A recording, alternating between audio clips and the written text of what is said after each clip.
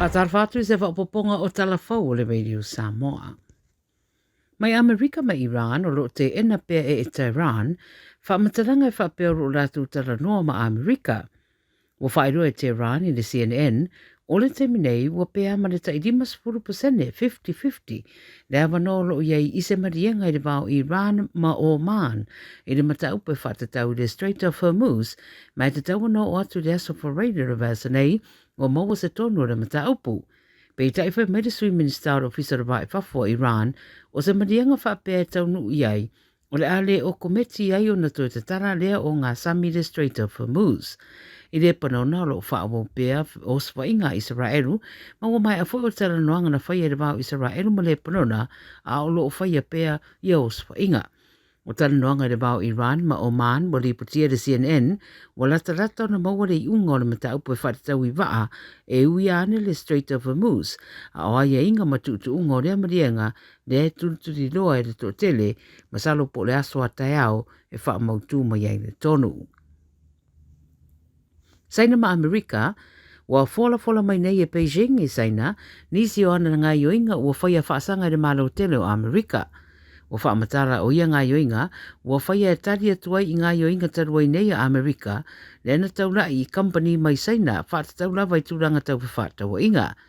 Whai mai le CNN, alo whatau ina le whonatanga taitai o ia tunu e rua, i le māsina whau e whaia i Amerika.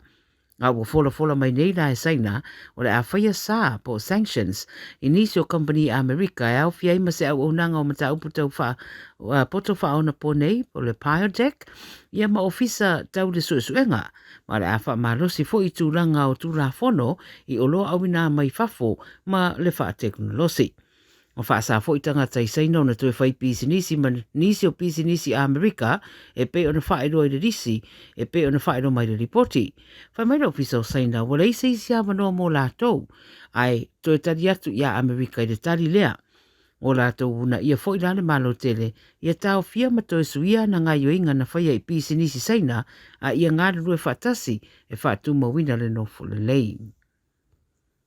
Isi a mani whai mai leo o le atunu o se drone na maua na malai wa lele na ave atuai se au penga o se mea whapapa po le explosive device. Ta ua le BBC na whao ngā le robot e anga ia ne siaki le drone lea mai loai le tūranga lea ma sa iai fo i Malaysi object na wheto ai ma se wa lele la uta e la tane le malai wa lele lea mai whiololo me na whaalanga i nei le wa lele.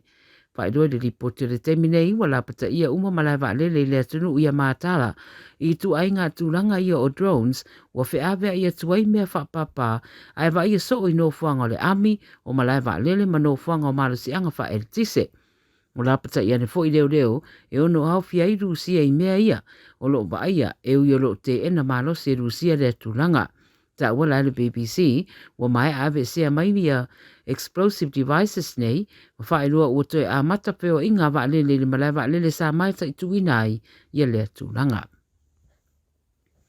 I au se tālia wha mai e balu le lei tūla o loka pe tāpunia pea leo se taulanga i Queensland i Australia o no se whaarablawe na tūla i mai ai. Mauai tino maririu e to lua o se li ma se tamai ta i ro o mai tanga i se whale na tupoi le whaarablawe. Ta Wale 9 News na mala wane so swani whaavavawe i se tuatusi King Street i Charleville i Queensland. Nei tu i sauti se sifo le stete o na ripoti o se whao ngā lima i le fiafia na nafi. Whai ai ma re whai unga leo e tāpunia lea no whanga a o wha ngā solo a lātou suenga.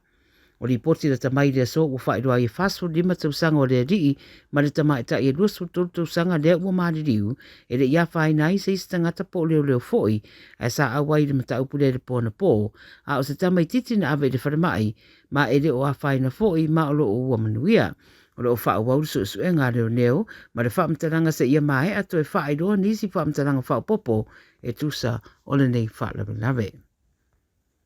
Tala mulmulu ma le Pasifika i Papua New Guinea ma Bougainville, o le sarusu fito le masina neo au kuso, o whaatulanga o le a fola si ai roa le unga, o le referendum po le whaaringa o finangalo o tangata, e whaatatau le tuto o tasi o Bougainville, mai pulenga Papua New Guinea. I le mai o le tele o le mau masina o le mau tonu o mai a fo ia whaafitau li le bao tunu e rua ma whaatino i le referendum lea o le a whaelo ailo na whaaiunga le sa ruas fitu le masina nei. Ni ptere beira New Zealand la fola si ai ma wha maunga e whaatatau i whaatana noanga na whaia talu na tau tu whaatsia mai le referendum ma le a wha mautua tai o tunu e rua se aso o le a whaia i le palota le palemene i le unga le referendum. Wa loa tau sanga o whaatana noa pere nei mata upu le tuto tasi o Bougainville ma o saunua James Marape o le Parami o Papua e whaalangolango lava tūranga umai le whaeroa i e Bougainville o le mawhai o na whaalangolango ia i lātou lava i le tūtau tupe ma le tamau ainga o le whaatuma wina o le nofo whire e mū ma le soifua manui o tangata a toa i ma le whaamuta ino vevesi ma whiwai inga i lo lātou motu. O tala nā le veideo Samoa mo lau whaafonga mai le nei fo iaso soifua.